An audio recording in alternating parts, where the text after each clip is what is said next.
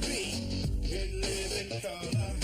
And I was just feel knowing prejudice was obsolete. And all mankind danced to the exact beat. And at night it was safe to walk down the street. And live in color.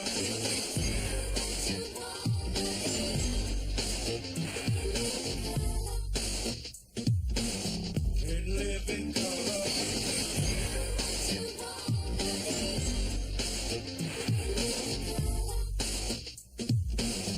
And live in color. Everybody here is equally kind. Everybody here is equally kind. Everybody here is equally kind. And live in color. What's mine is yours, and what's yours is mine. And live in color.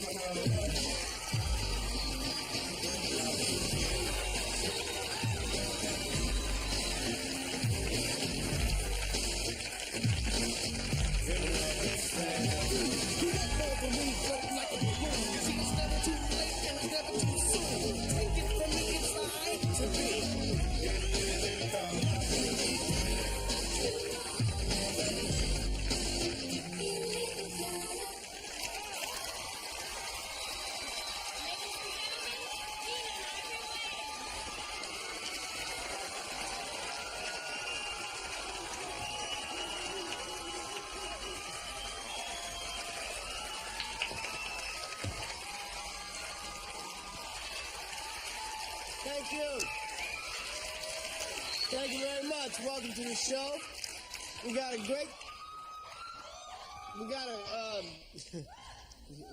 great show tonight. Some great comedy, some music.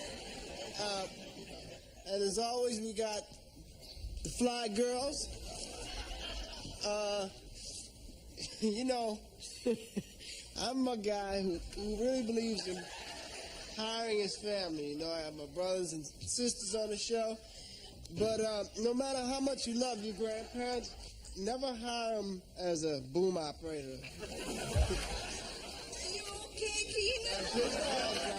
It's fine. We'll just let this be the last week, okay? Up yours, I'm in the union now. S02e15, kick it!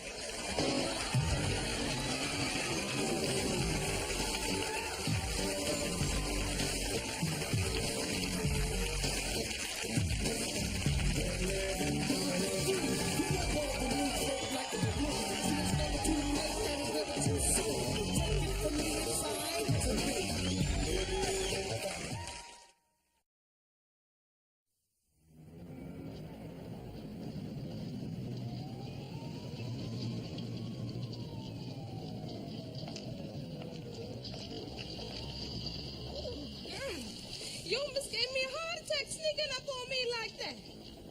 I ain't never seen you here before. Oh, hi, girl. My name is Benita Buttrell. Been here in these housing projects over 18 years. You know we've been having a rash of robberies going on around here. So us concerned tenants decided to organize this here tenant patrol. Oh, look, there go Easterly. She the one that suggested I be the block captain. She like a sister to me. Easterly! Hey, Easterly! It's me, Pee-Pee! Girl, I see why your mama call you Easterly. With that perfume you wear and smell like a basket of fresh Easter flowers. Basket of rotten Easter eggs is more like it. Girl think all she got to do is throw some perfume on top of stank and everything's okay. Smells so funky you can smell over the telephone. But I ain't one to gossip, so you ain't heard it from me. No, you haven't. Oh, look at that! There goes little Russell Thomas. I used to babysit him when you were just a wee baby. Russell! Russell! Boy, your mama must be so proud of you. Give her my love. If Miss Benita was just 15 years younger and had all my strength, Lord knows what I'd do. I'd beat the crap out of that little hustler, that's what I'd do. I noticed you shook his hand, you better count your fingers and make sure they're still there. That little addict so desperate for a fix, he'd steal the cracks from your behind. But you ain't heard that from me. No, you haven't. Yeah, honey, the whole neighborhood running scared. Woman over in building 27 had a gold watch stolen last week. That's why you got to wear your valuables on you, girl. You see this here? That's a real diamond there. Yeah, you know I got royalty in my blood. This diamond was passed down from generation to generation. Used to be the size of an ice cube. Friends would call me Zsa Boutrell. Then one day I was heating up some neck bones and my diamond caught on fire. And this is all I could save. But that's all right, honey, because unlike these other project bunnies, I'm going to have me some. That's right, because I'm enrolled in the Parker School of Rodent Extermination and the Helicopters Pilots Academy. So Miss Benita's going to have. Oh, look at that. There go Peabody Scott. Yeah, Peabody Scott from Building 92. So he got the whole brew with him tonight. Peabody! Peabody! Somebody ought to give you the Father of the Year award. We need more men like you in these projects. Always got them kids out with you. That little one over there got your personality. His personality in the maintenance man's eyes. Damn fool ain't one of them kids is. That last one came out looking so much like the mailman people were sticking letters in his diapers. I ain't one to gossip, so you ain't heard that from me. No, you haven't. So who you here to see? Mrs. Jenkins? Oh, Lord, how come you didn't tell me you were here to see Miss Jenkins? She like a mother to me. I love me some Miss Jenkins, honey. No, nobody better say nothing bad about Miss Jenkins, because that's when Benita loses. That's when Benita goes off. That's a fine woman, fine woman. Just don't let her take a wig off. Head so bald you can see her thoughts. But I ain't one to gossip, so you ain't heard that from me. No, you haven't. Miss Benita, excuse me. Miss Benita, cops all outside your building. Somebody broke in your apartment. Ooh, I knew that old beady-eyed Russell Thompson was up to no good. Girl, I got to go. China the Queen gave me is in there. Ooh, let me get my chair.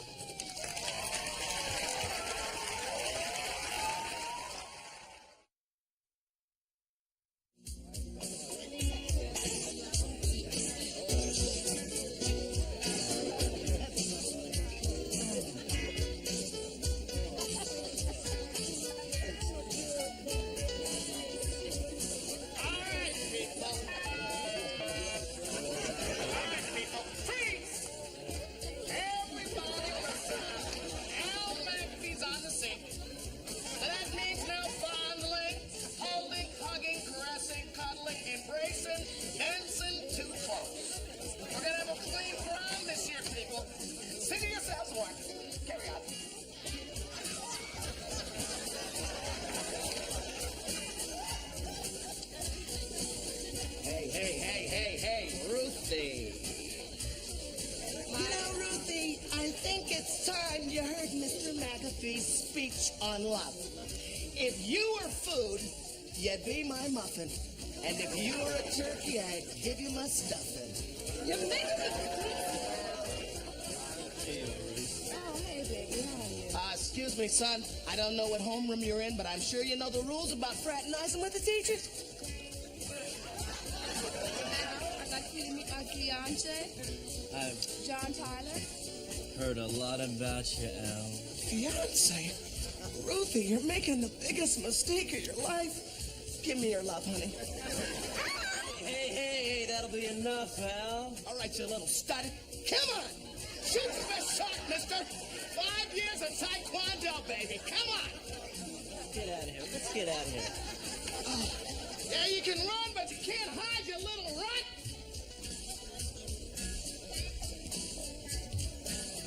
Hey, what the Sam Hill's going on here?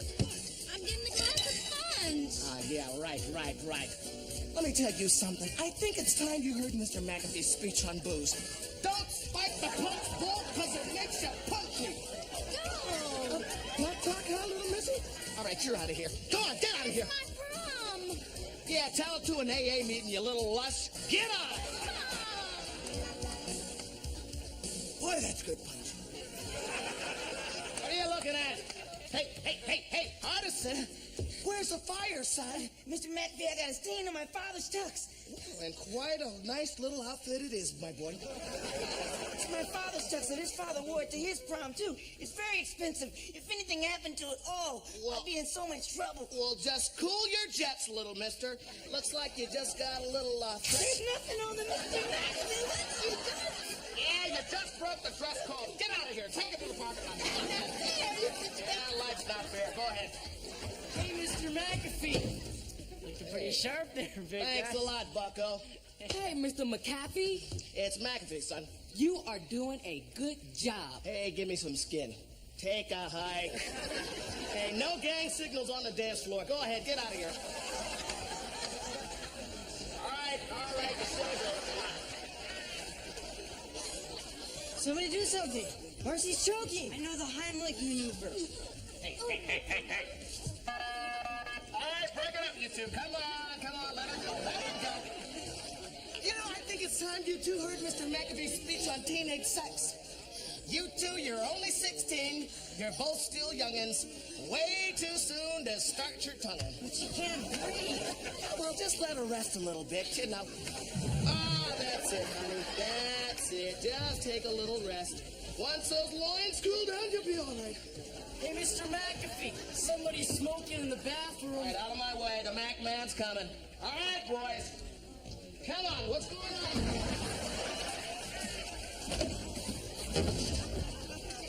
Okay, everybody. The coast is clear. Let's party!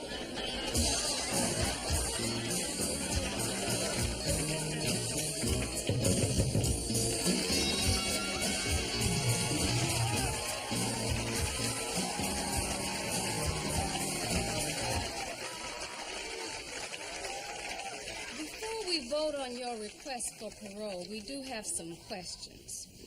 Do you think you'll be able to adjust to life on the outside? Allow me to partologize myself. Suppositorily speaking, my incarceration has forced, you understand, the ventilation of, shall I say, my derriere. And upon my discharge, I will ejaculate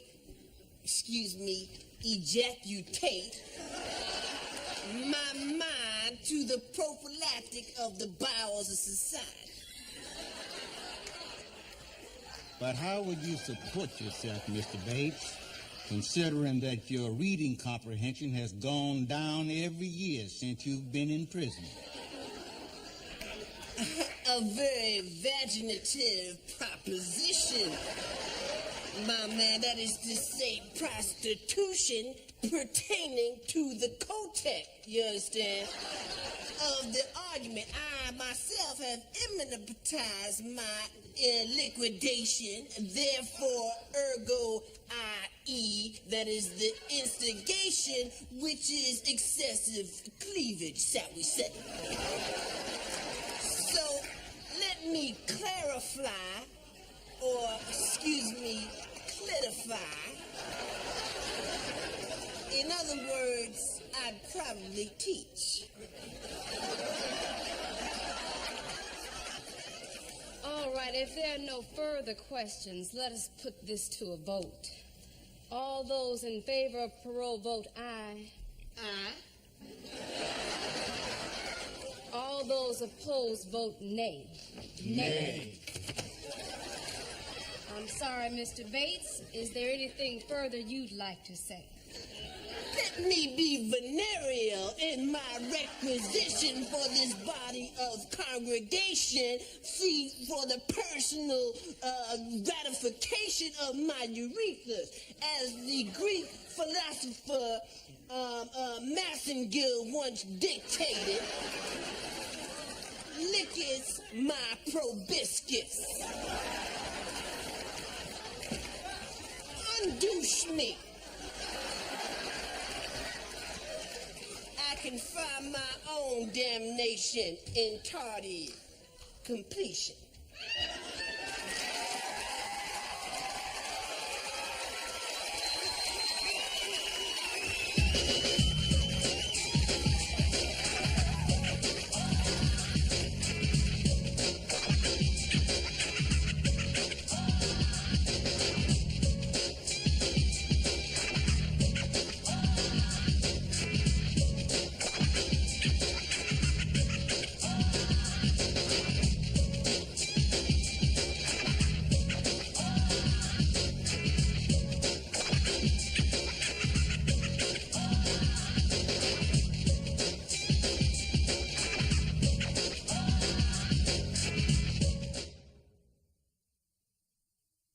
Just like the films Cry Freedom and A World Apart, this is a story about the anguish and upheaval of black South Africa.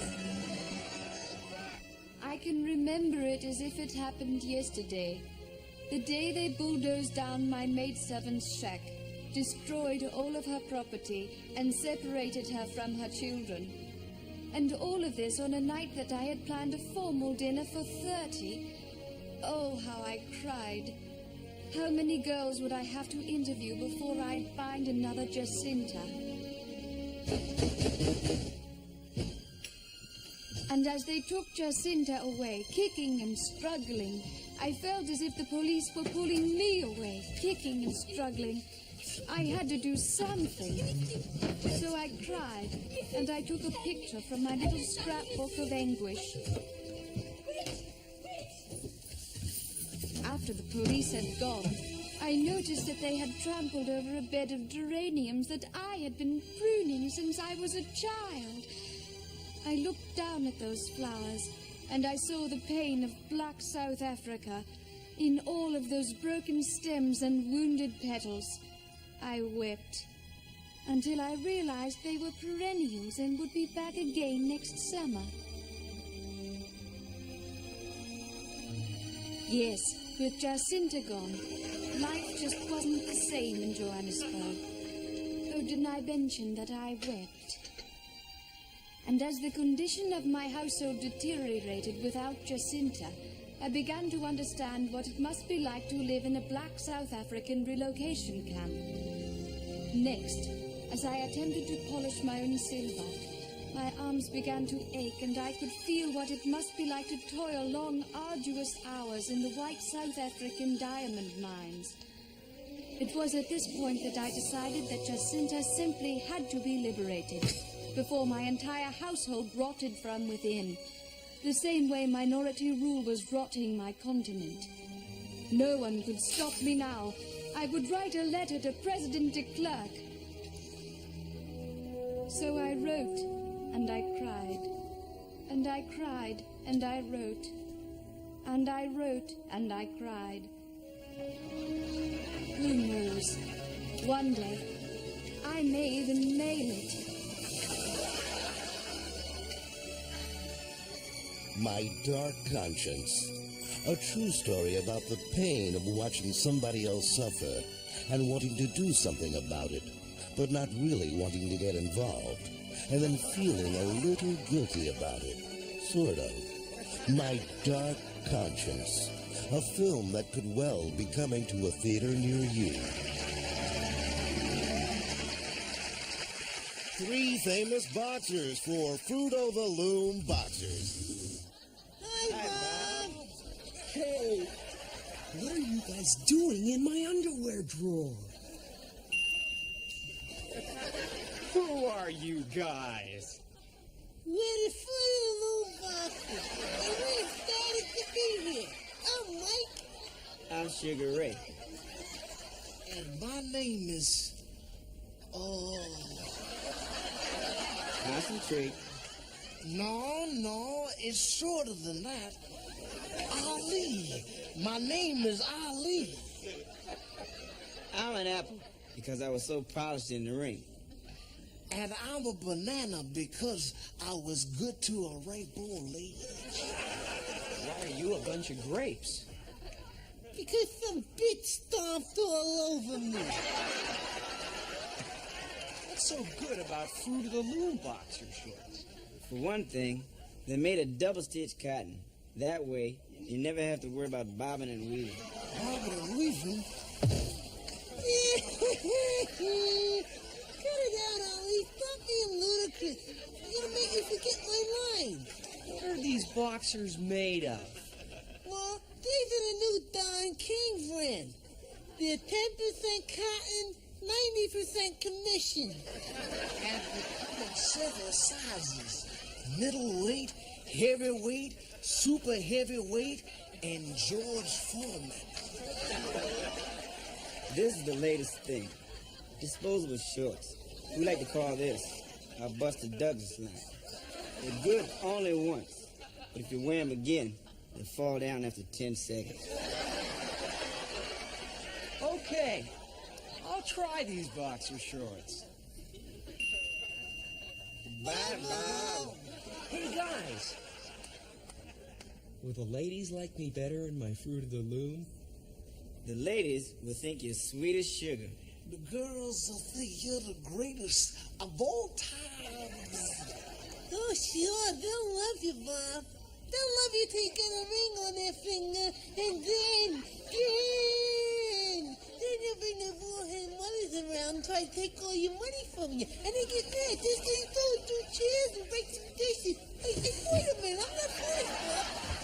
Then they'll divorce you. And then you'll have the worst fight of your life. You know, I won that fight, Bob. I hit him with a... Fruit of the Loom boxers. Get some today and stop being ludicrous.